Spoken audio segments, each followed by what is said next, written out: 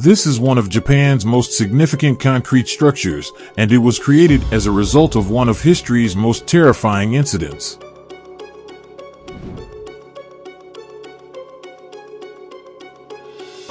When a wave of unimaginable scale smashes on thousands of people, it looks like this.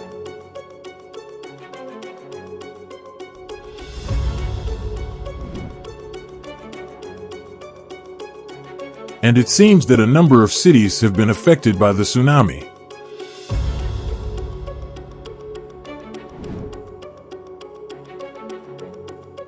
We are currently venturing into unexplored area and imagining the unimaginable. This might be the next Chernobyl.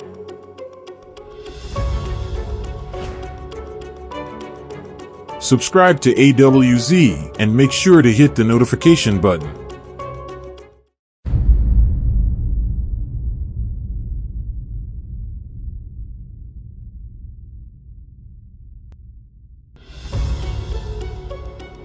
About 20,000 people perished in the earthquake and tsunami that struck Japan's east coast in 2011, which also decimated entire towns and resulted in a nuclear accident. The government spent billions of dollars creating new tsunami defense measures in the wake of the devastation. To lessen high waves and give people time to flee during the next calamity, approximately 400 kilometers of tall concrete walls are now in place along the shore. But how much more will it cost? Japan's coastline has long included sea walls, and over the centuries, the nation has established a reputation as a global leader in coastal engineering. Take Tar Town as an example. In 1896 and 1933, it was hit by two severe hurricanes. It quickly rose to prominence as a leading example of coastal defense systems, building a structure in the shape of an X with 2.4 kilometers of 10 m tall sea barriers. Cities in other parts of Japan were implementing comparable measures for coastal defense, such as earthquake-resistant building standards and tsunami evacuation routes. On March 11, 2011, however, they were insufficient. The tsunami wall was completely trusted by the inhabitants, who thought it would thwart any incoming waves. The sea walls in Japan were built to withstand waves up to 8 meters high. But after the earthquake of 2011, they grew to a height of 12 to 15 meters. The tremendous waves nonetheless broke over the top, in some cases entirely smashing the structures and failing to safeguard the Fukushima nuclear power plant, despite the wall's efforts to lessen the intensity of the tsunami. Prior to that, they were actually the most tsunami-ready country in the world, but the tsunami was, to put it simply, considerably larger than they had anticipated. David McGovern, who is that? He is an authority on fluid dynamics and tsunamis. The current strategy is, okay, that's okay, let's build large barriers, and let's build them so that if they get overtopped, they don't fail as in any other structural method. In order to restore and construct roughly 400 kilometers of sea walls along the northeast coast after 2011, the Japanese government set up $12 billion. These new buildings are taller than the ones that previously stood, reaching heights of up to 14.7 meters in some locations, and are supported by foundations that reach depths of about 25 meters in some locations. To better absorb the impact of waves and aid in preventing collapse, they are equipped with broader bases and strengthened interior walls.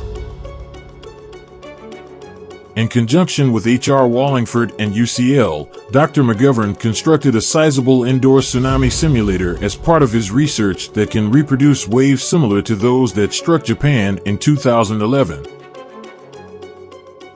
When it comes to sea walls, it's important to note that the tsunami approaches in a way that differs from how we typically picture it in movies and television shows, where a huge, crashing wave crashes against the wall. In reality, things don't work out that way. And if you saw a lot of the tsunami in Japan on YouTube, you would notice that it wasn't really a broken wave because of the way it kind of landed and topped seawalls. It's like a deluge that keeps rising. Since the tsunami tends to strike the wall in one continuous motion, the force acting on the wall can only be adequately described by the hydrostatic force. New suggestions in Japan's primary disaster scenario guidebook include enlarging breakwater debris mounds, connecting and reinforcing concrete blocks in seawalls, and installing geotextile membranes in sea dikes to attempt and limit the leakage of infill material. The biggest improvement, and possibly the largest drawback, of the walls is their height.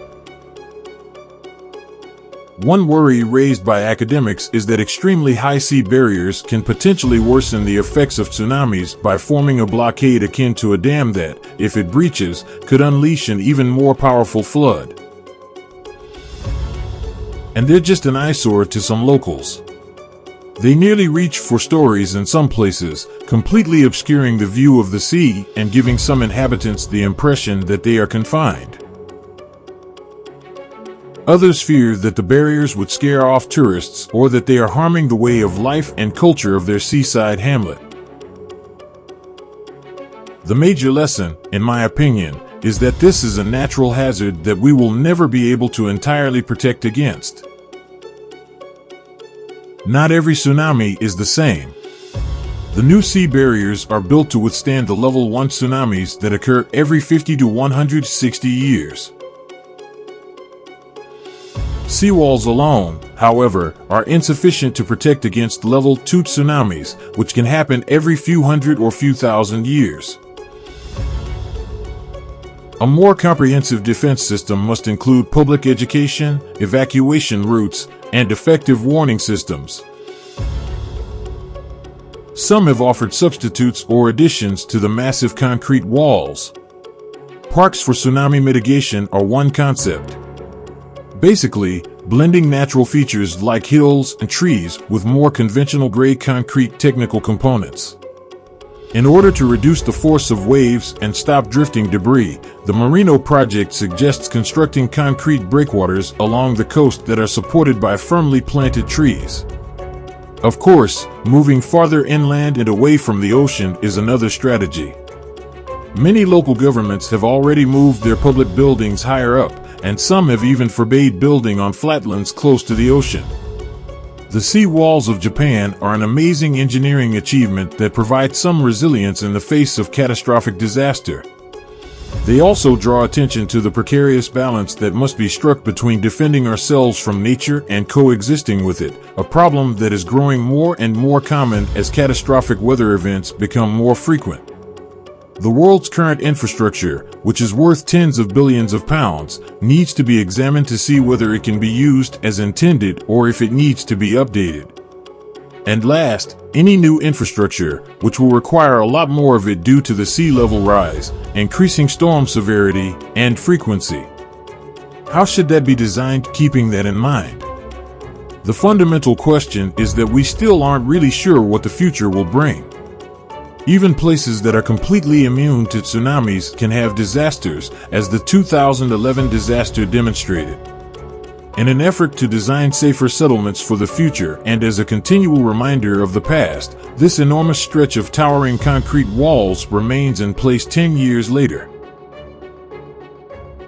Subscribe to AWZ if you like this video and want to see more like it.